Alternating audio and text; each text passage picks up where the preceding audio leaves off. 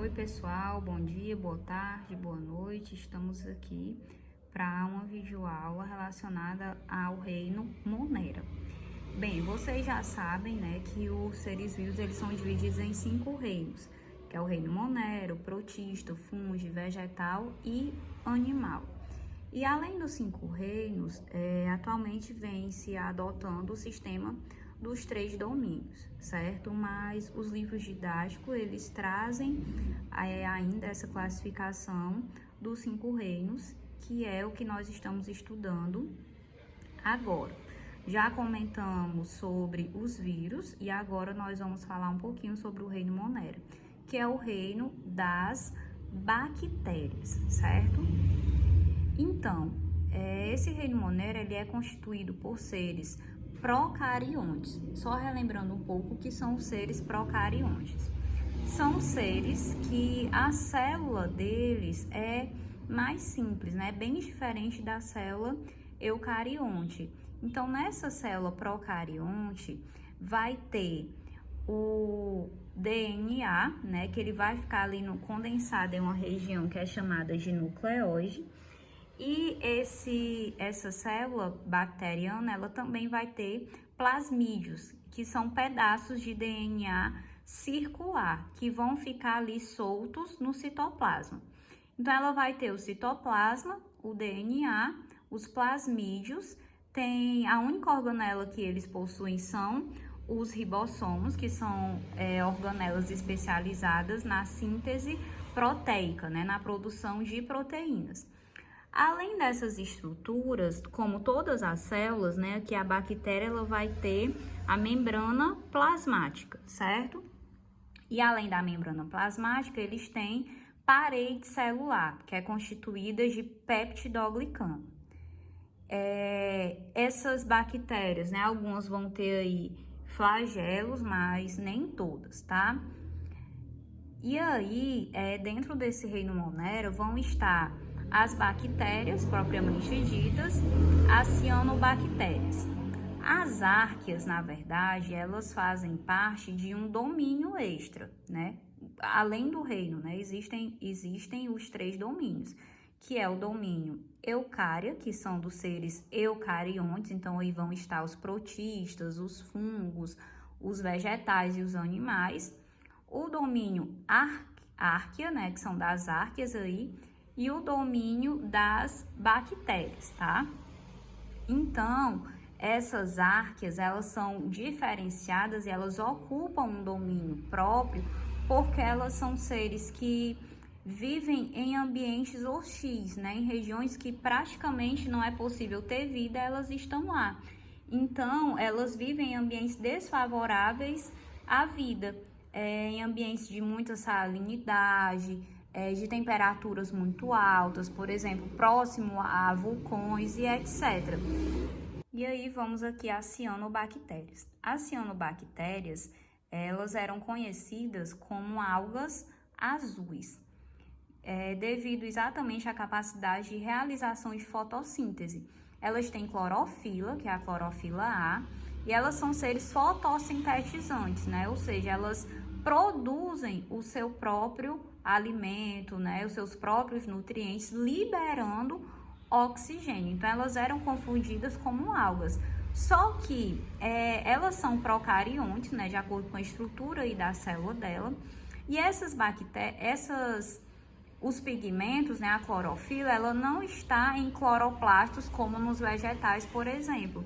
Esses pigmentos, eles vão estar em estruturas que são chamadas de lamelas. As cianobactérias, elas podem habitar diversos ambientes e elas vivem sempre em colônias, que são assim juntinhas. Cada estruturazinha dessa aí é uma cianobactéria, mas elas estão juntas, né, formando colônias. Só relembrando, a colônia é uma relação ecológica em que os seres da mesma espécie vivem juntos. E aí as bactérias, né, elas podem ter 5 formas diferentes, que são os cocos, os bacilos, os espirilos, as espiroquetas e os vibriões.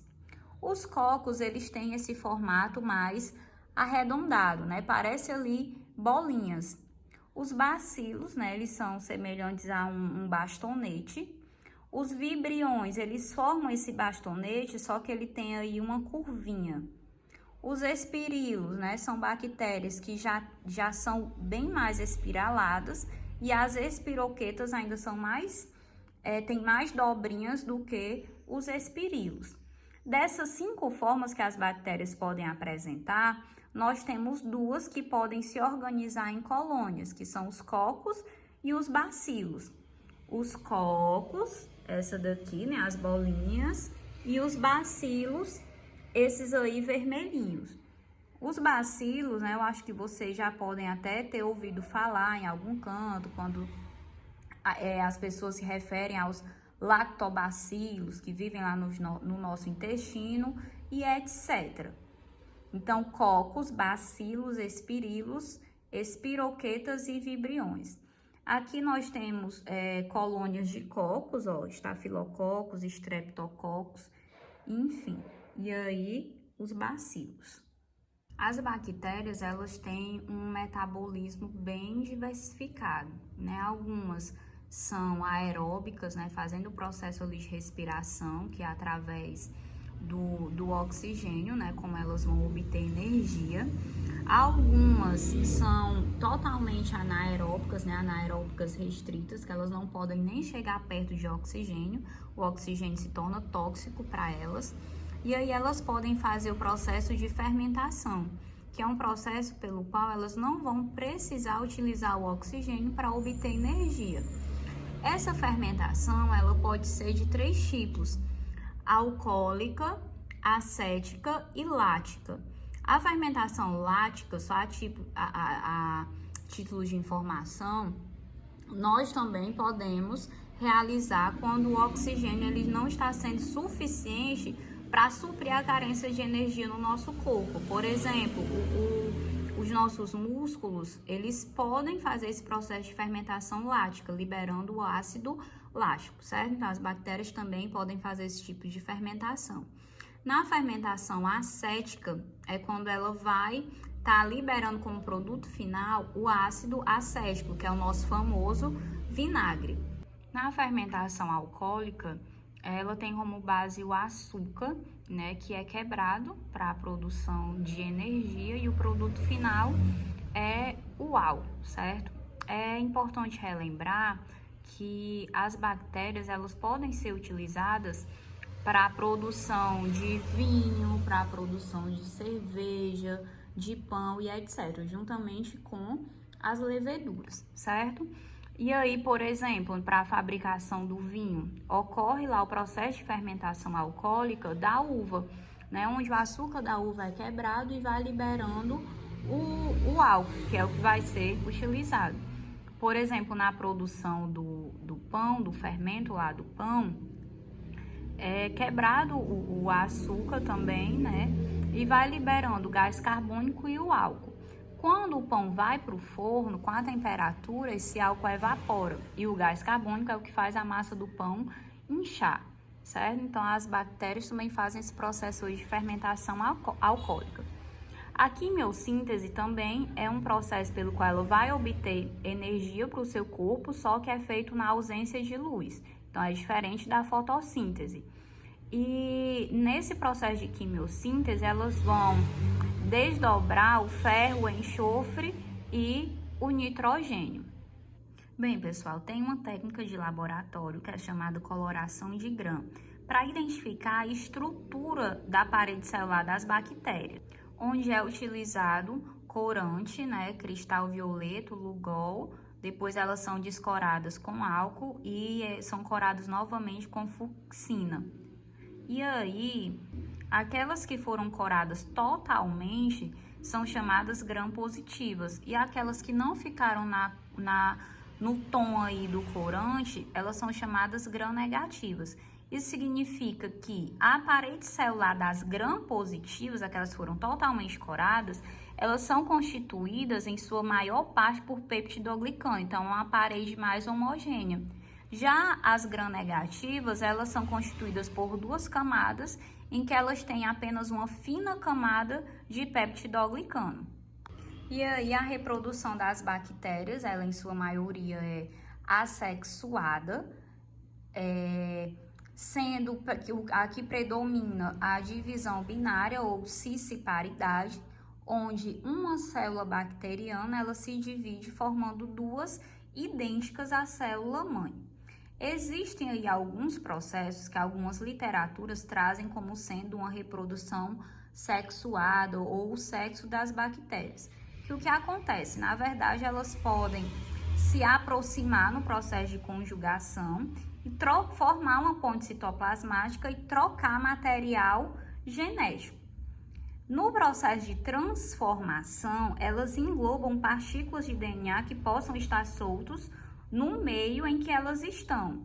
E o processo de transdução é quando ela vai englobar o ácido nucleico do bacteriófago, que é o vírus que parasita a bactéria. Então, está ocorrendo aí uma mistura de material genético. Por isso que algumas literaturas trazem como sendo uma reprodução sexuada, tá? Mas a reprodução que predomina nas bactérias seria a divisão binária, que é um processo bem simples, é um processo rápido. Em cerca de 20 minutos as bactérias já estão formadas, só que elas não têm variabilidade genética, né? São todas aí idênticas. Então, finalizamos aí as características gerais das bactérias. Vale ressaltar, pessoal, que as bactérias elas têm a sua importância, né? Tem função de decompositoras, elas ajudam no processo de digestão do ser humano, atuam lá no ciclo do nitrogênio, por exemplo, para fazer toda aquela transformação do nitrogênio em nitrito, nitrato e etc. Então, as bactérias, elas têm a sua importância, elas não estão aqui à toa. Só que elas também têm o lado ruim, né? Elas podem trazer algumas doenças para os seres humanos, que nós vamos ver agora. Só relembrando, as doenças causadas por vírus são chamadas de viroses, tá? E aqui as doenças causadas por bactérias, né? As doenças bacterianas. A primeira delas é a cárie dentária, como eu acredito que a maioria de vocês já devam ter visto, né? A bactéria, ela começa a corroer aí o esmalte do dente, elas vão se proliferando na boca. Isso é causado devido aos maus hábitos higiênicos, né? A falta de escovação, que vai ocasionando o acúmulo de bactérias. É um problema simples, né? Não vai causar a morte, mas não é interessante ficar com os dentes dessa forma. E as bactérias podem passar na saliva. Desinteria, né? Uma inflamação no intestino, que vai ocasionar as fezes bem líquidas, né? E vai ser transmitido por água e alimentos contaminados. A pessoa com desinteria não vai transmitir para outra, a não ser que várias pessoas ingiram a água ou o mesmo alimento que estava contaminado, certo? Então, é a famosa dor de barriga. O botulismo, as bactérias, elas se proliferam no solo, na água e em alimentos contaminados. E aí, vai causar danos graves, né, nos nervos e nos músculos, tontura, boca seca, queda da pálpebra. Então, é uma intoxicação alimentar. Paralisia muscular progressiva, que inicia da cabeça e depois vai descendo pelo corpo, dificuldade de engolir, visão dupla, dificuldade até em respirar. O coqueluche, a transmissão ela se dá pelas gotículas espalhadas pelo ar. E ele vai estar causando febre, coriza, vômito, tosse seca, hemorragias e até convulsão. Porém, tem vacinação para a doença, certo? A vacinação, só relembrando, ela atua como uma forma de prevenção. E o tratamento específico aqui no caso é feito com antibiótico, que eu vou falar no finalzinho da aula. A difteria ou croup, a transmissão também se dá por gotículas, né, eliminadas no ar. A bactéria, ela tende a atacar ali as cavidades nasais e muitas vezes ela pode ser fatal devido à asfixia. Porém, também tem vacinação.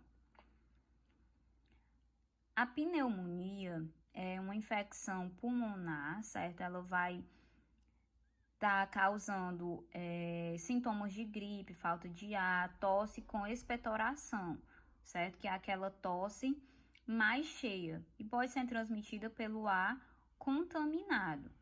A pneumonia, ela é mais simples do que a tuberculose. Muitas pessoas confundem a pneumonia com a tuberculose. A tuberculose, ela atinge muito os pulmões, né? A transmissão se dá pelo ar, só que no caso a tosse é seca e prevalece muito a questão do emagrecimento, da fraqueza, da falta de apetite, né? Eliminação também de sangue na tosse. Então, a tuberculose, ela chega a ser mais séria do que a pneumonia. O tratamento, ele dura cerca de 6 meses, né? Em que a pessoa vai ficar hospitalizada ali, isolada, fazendo aquele tratamento com antibióticos. E é interessante fazer o tratamento por completo. A BCG é a vacina que previne a tuberculose.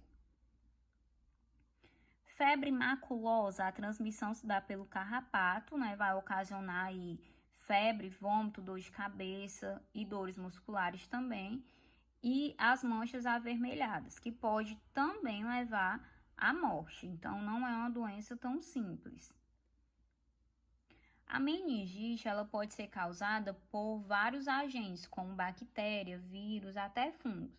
A meningite, pessoal, ela é caracterizada por uma inflamação nas meninges, que são membranas que revestem aí o sistema nervoso central, né? O cérebro, a medula. Então, como as meninges vão estar inflamadas, dificulta o movimento aí do pescoço. Por isso que é feito esse examezinho simples da pessoa tentar encostar o queixo aqui no início do pescoço, no início aí do externo. Que no caso, a pessoa com meningite fica rígida essa região da nuca e a pessoa não consegue fazer o movimento correto aí do pescoço. É causada por uma colônia de bactérias, né, meningococo, então é daquela forma cocos, daquelas bolinhas. E o contágio, ele se dá pelo ar ou por materiais contaminados. A hanseníase, durante muito tempo, foi chamada de lepra, né? A transmissão se dá pelo ar, que saem das vias aéreas superiores e também por gotículas de saliva. E aí, o principal sintoma da hanseníase é a dormência nas extremidades do corpo e aquela sensação de formigamento, associado também às manchas brancas ou avermelhadas. Então, onde tem as manchas, a pessoa vai perdendo a sensibilidade ao toque, ao frio, ao calor, mas é feito o tratamento de hanseníase também. E tem vacinação. O tétano, ele é causado, as bactérias que causam o tétano, elas costumam ficar no solo, certo? Algumas pessoas associam diretamente o tétano ao corte com material enferrujado.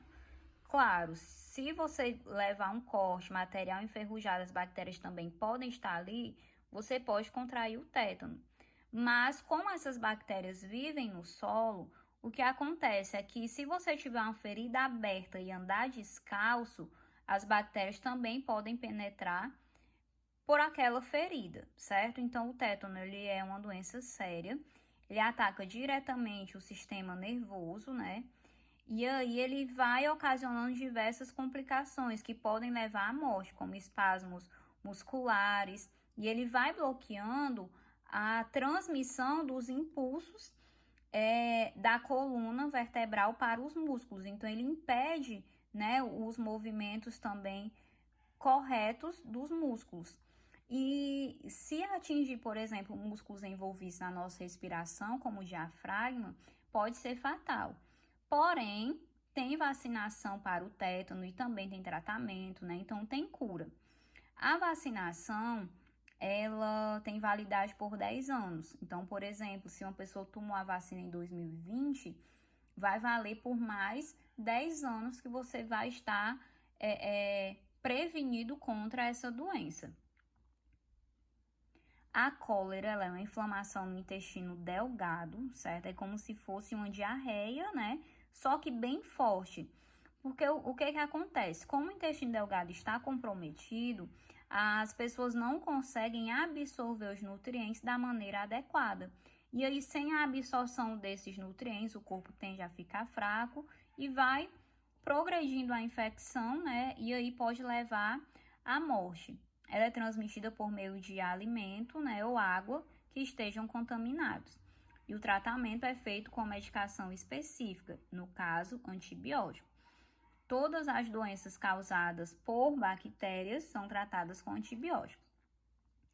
A sífilis é um exemplo de infecção, né, sexualmente transmissível. Ela vai passar pelo contato sexual, causando as feridas duras aí na região genital.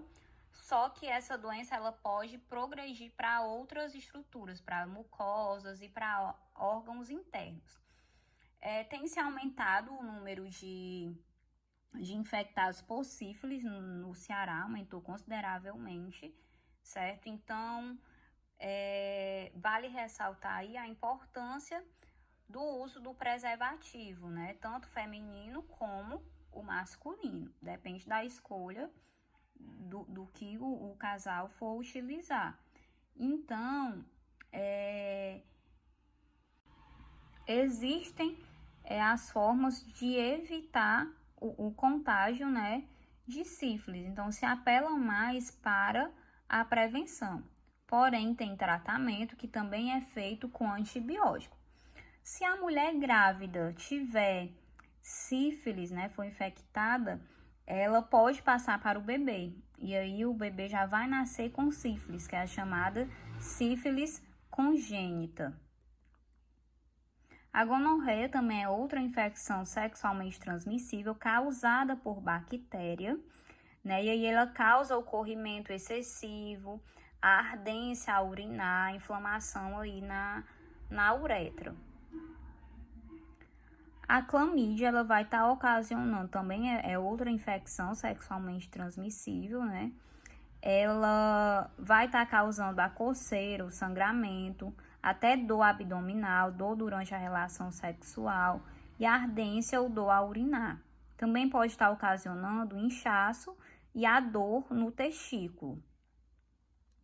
A leptospirose é uma doença cobrada no Enem, certo? Eu já vi questões de leptospirose.